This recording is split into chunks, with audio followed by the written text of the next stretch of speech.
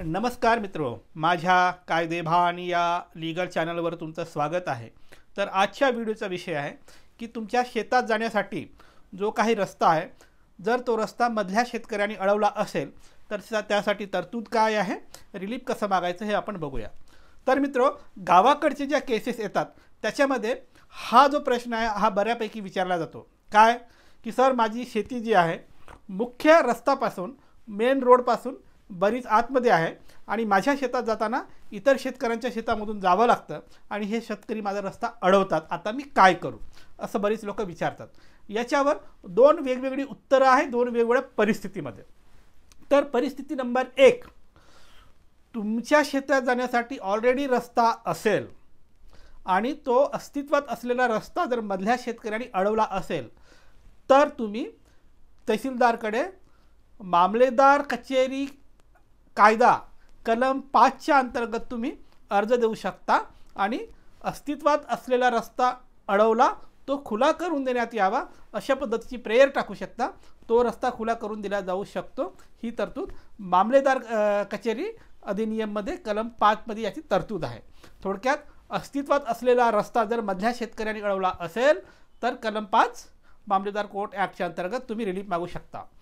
दुसरी परिस्थिती, जर तुमचा अस्तित्वात असलेला रस्ता नाही आहे पण तुमच्या शेतात जायला तुम्हाला रस्ता पाहिजे आहे, तर मग मधले जेवढे शेतकरी आहेत ते रस्ता द्यायला तयार नाही।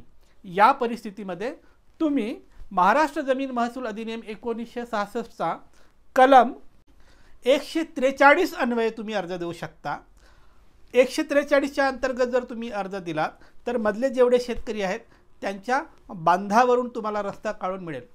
बघा, दोन कलममधला फरक काय आहे। कलम 5च्या अंतर्गत अस्तित्वात असलेला रस्ता अगदी तो मधल्या शेतकऱ्याच्या शेताच्या मधून जरी जात असेल तरी तो तुम्हाला दिला जाईल। कुठला? कलम 5च्या अंतर्गत।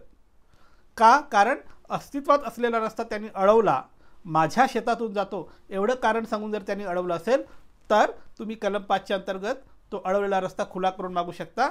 अगदी इतर शेतकऱ्यांच्या शेताच्या मधून जरी तो जात असेल तरी तो तुम्हाला मिळेल। पण तसं जर नसेल तर मग दुसरी परिस्थिती, तुम्हाला रस्ता पाहिजे, तुमच्या शेतात जायला रस्ता नाही आहे, तर कलम 143च्या अंतर्गत अर्ज टाका। त्या अर्जानुसार मधल्या सगळ्या शेतकऱ्यांना बोलवलं जातं आणि त्या शेतकऱ्यांचा जो बांध आहे बांधावरून तुम्हाला रस्ता काढून दिला जातं। अशा पद्धतीची तरतूद आहे। थोडक्यात, आधीचा रस्ता असो किंवा नसो, तुमची शेती जर मधल्या बऱ्याच शेतकऱ्यांच्या शेतीच्या नंतर असेल तर अजिबात घाबरायचं नाही। तुम्हाला तुमच्या शेतापर्यंत जाण्यासाठी रस्ता काढून देणे हे शासनाचं काम आहे, त्यासाठी कायद्यात तरतूद आहे। त्यामुळे तुमच्याकडे किंवा तुमच्यासोबत जर अशा प्रकारची अडचण निर्माण झाली असेल तर अजिबात घाबरू नका। या दोनपैकी कुठली परिस्थिती आहे ते बघा, त्यानुसार तुम्ही अर्ज दाखल करा आणि अत्यंत तातडीने याचा निर्णय लागतो, निर्णय घ्या आणि शेताचा रस्ता तुम्ही मिळवून घ्या।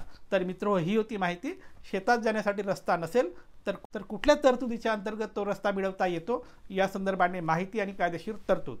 मित्रो, तुमच्यासाठी असंच मी कायद्याचे व्हिडिओ आणत राहीन, त्यासाठी कायदेभान पाहत राहा। आणि हो, ज्यांना कायदेशीर सल्ला हवा आहे ते संपर्क करू शकतात। माझा नंबर तुमच्या स्क्रीनवर दिसतोय, पण थेट फोन करायचा नाही, अजिबात फोन करायचा नाही। व्हॉट्सॲपवर जा, नावगाव जिल्हा, केसची माहिती लिहून पाठवा।